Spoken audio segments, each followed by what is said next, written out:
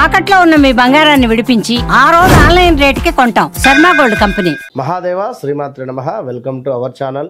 రేపు రాబోయే మే నెలలో ద్వాదశ రాశుల వారికి సంబంధించి గురువు యొక్క మార్పు, దీని వలన మరి మేషం నుండి మీనరాశి వరకు, మొన్నటి వరకు కూడా ఉగాది రాశి ఫలాలు, ఉగాది పంచాంగము, అంతకుముందు జనవరిలో ఈ యొక్క ఆంగ్ల సంవత్సరానికి సంబంధించినటువంటి పంచాంగాలు చెప్పినటువంటి పరిస్థితి.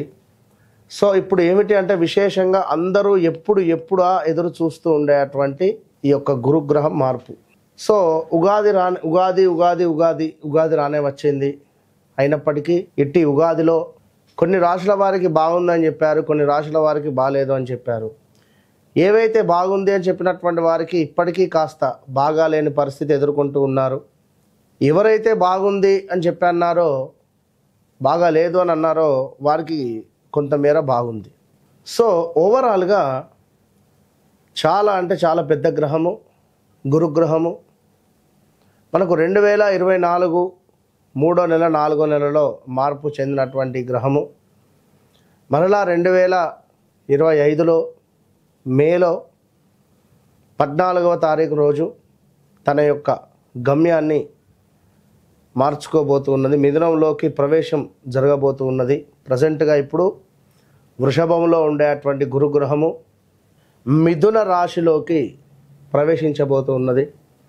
ఎట్ ద సేమ్ టైం రాహుకేతువుల మార్పు కూడా ఇదే మే నెలలో జరుగుతూ ఉన్నది.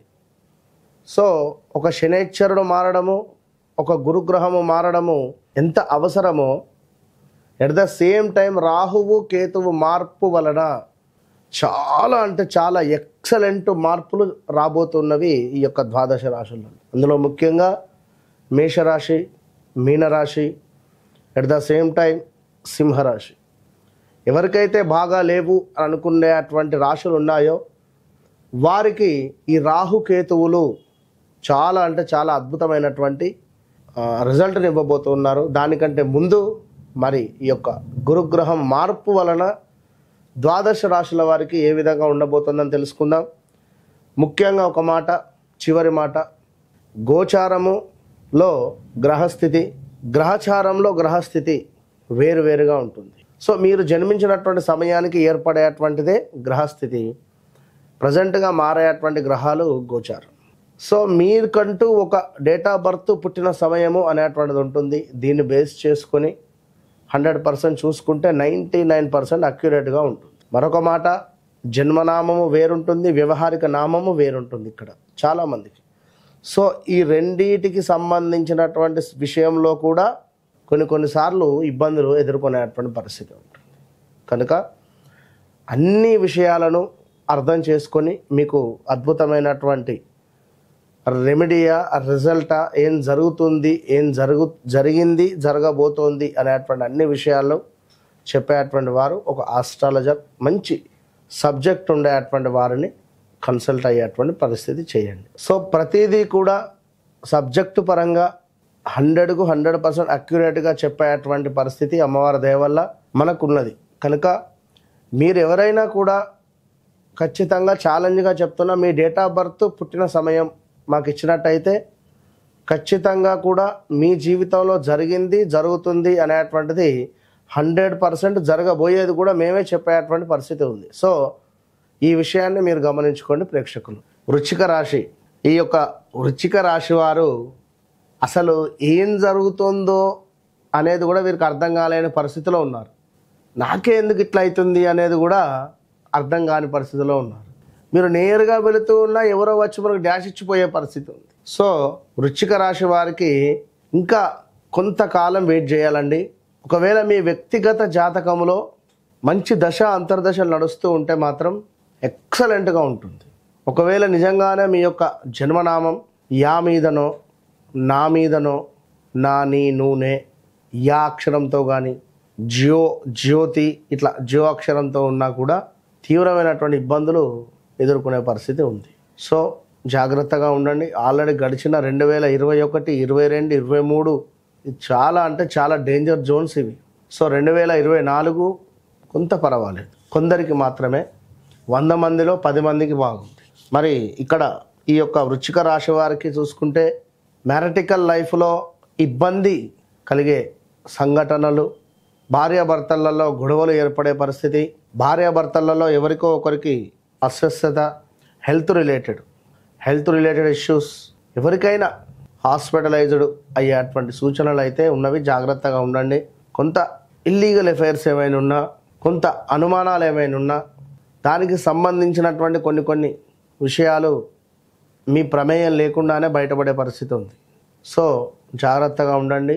అదేవిధంగా వాహన ప్రమాదాలు, మరీ ముఖ్యంగా గృహ సమస్యలు, మీరు పనిచేసే చోట మీ బాస్తో కొన్ని చివాట్లు ఏర్పడే పరిస్థితి, కొంతమేర ప్రతి పనిలో కోపంగా మనం ముందుకు వెళ్ళడము, ఎక్కువగా అధికంగా కోపం వచ్చేటువంటి సిచ్యువేషన్స్ ఉండడము, అనూహ్య అవరోధాలు, అగ్ని ప్రమాదాలు, వస్తువులు కొన్ని దొంగతనానికి గురి అవ్వడాలు లేదా లాస్ అవ్వడాలు.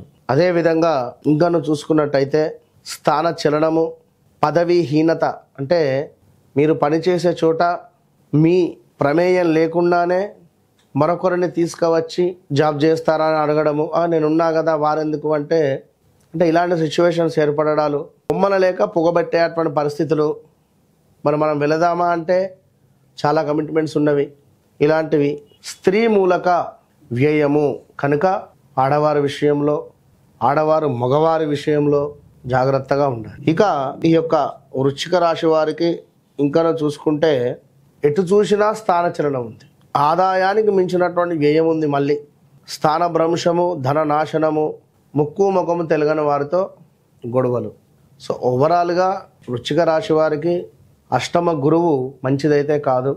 వివాహ ప్రయత్నాలు ఎవరైతే చేస్తున్నారో, వివాహ ప్రయత్నాలు చేసేటువంటి వారికి కొన్ని రోజులు ఆగింది ఉత్తమము అని నా సలహా.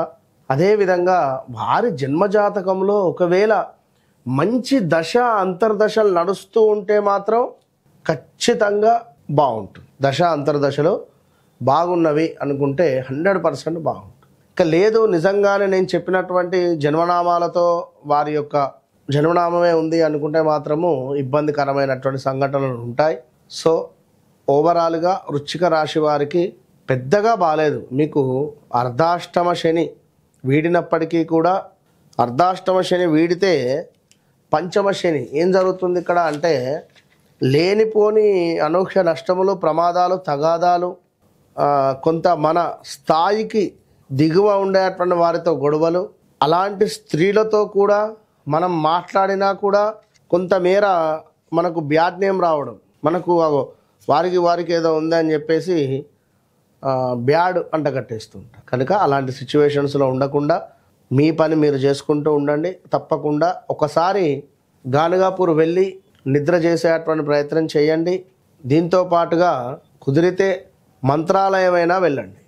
మంత్రాలయమైనా వెళ్ళి అక్కడ ఒక రోజు ఉండి సేవ చేయండి. ఇక్కడ దత్తక్షేత్రంలో కూడా సేవ చేయండి.